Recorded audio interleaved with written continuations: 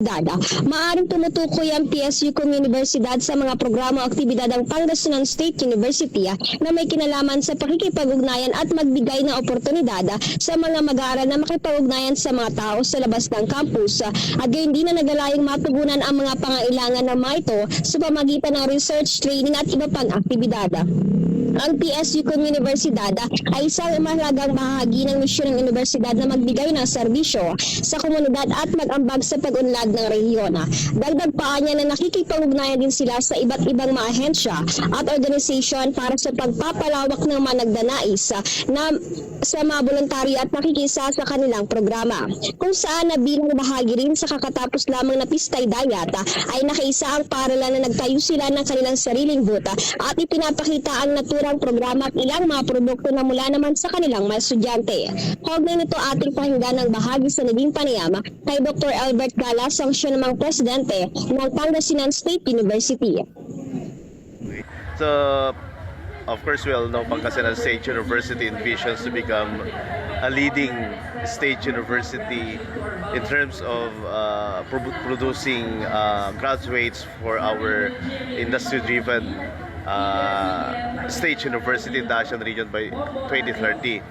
And one of the strategic goals to be able to realize this vision is, of course, the strategic goal number 2, which states that PSUs should provide responsive and sustainable research, community extension, production, and innovative programs.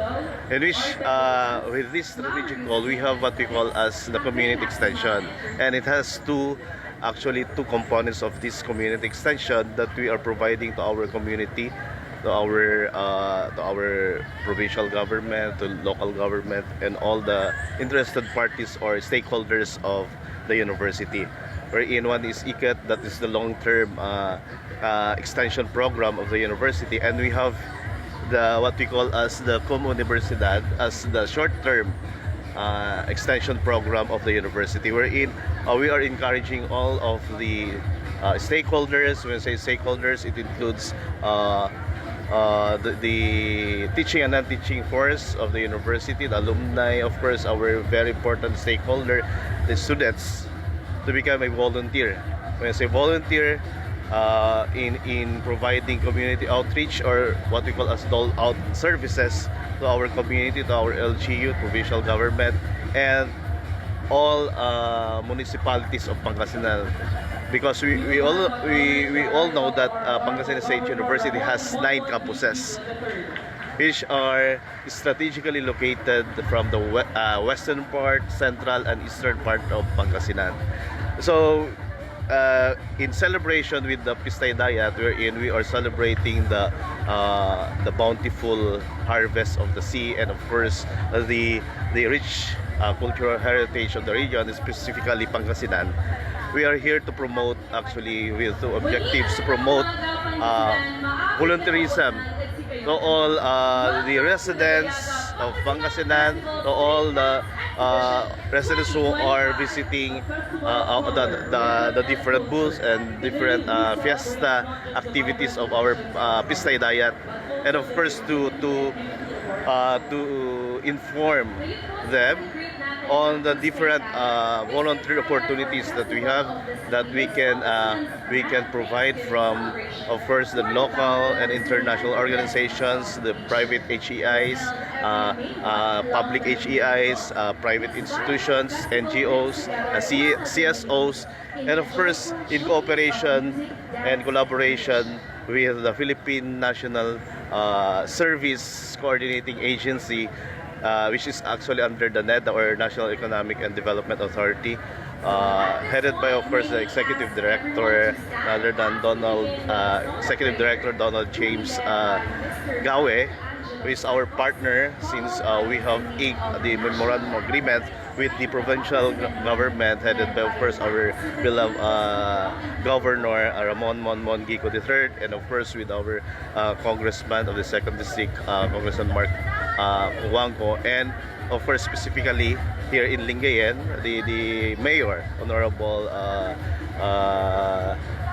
Batawil. And with this we are encouraging also our students to be a volunteer, because we all know that Pangasinan State University as one of the leading HEI in the region, not only in the whole country, but of course in the region when it comes in academic excellence, since we are performing our fourfold function along instruction, research, extension, production. We all know that we are number one in terms of instruction or academic excellence, and of course we are also promoting, of course, our volunteerism initiatives to our students as what we call as scholar ng bayan. So dapat lang na to give thanks and to counter to provide also their service to our community. Dapat lang na bilang scholar ng bayan na pinag-aaral ng ating bayan, ng ating gobyerno, na dapat ibalik din sa pamamagitan ng pagserbisyo sa ating mga komunidad. So para sa katuparan, of course, sabi nga natin, development begins at home, begins at local government. Not only we don't rely only to the services being given by our government, but of course it is our initiative to help the government to improve not only our local government, our provincial government, and of course maybe contributory to the development of the nation. Actually, when we ink a memorandum of agreement with the Philippine National Service Coordinating Agency and the provincial government of Pangasinan and the other HEIs in the province, and of course all local government units in the province last year, actually, with our volunteer from international organizations. You can see from US, from Japan, South Korea. At that time we inked a memorandum of agreement in Pangasinan State University, specifically the Golden Lion Hotel. Actually, we are actually considering all the enrollees of the university, since it is university-wide program. So currently we have more than 27,000 for now, the second semester. So we consider them as all member, including our teaching and non-teaching force, about 1,500 plus teaching and non-teaching employees of the university, which is specifically located in PSU Bayambang.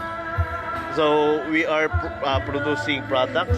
We are actually producing technology that can be adapted by our community, our small medium enterprises, wherein they can adapt the technology, and we are actually some of them are free, and some of them are being paid by our small businessmen to be able to produce their product. Of course, adapting our technology in food innovation. So we have also products of our students, our employees. This is in the spirit of volunteerism. This is actually when we say volunteerism, talagang initiative.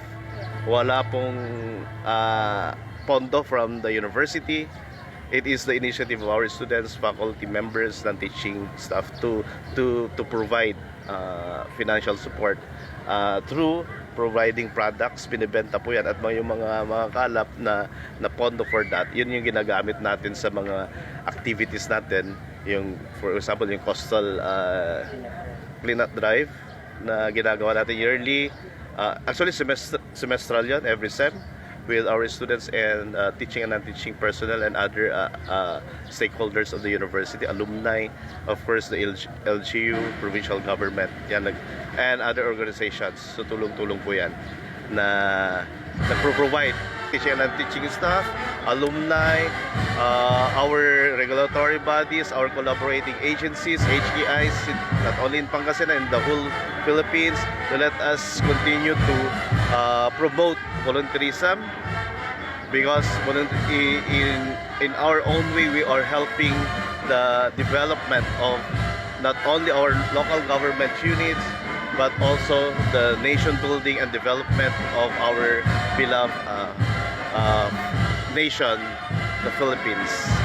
At saka sa mga Para sa programang Bombo Hanay Big Time, Patrol numero 1, Bombo ay Ratchano nag-uulat.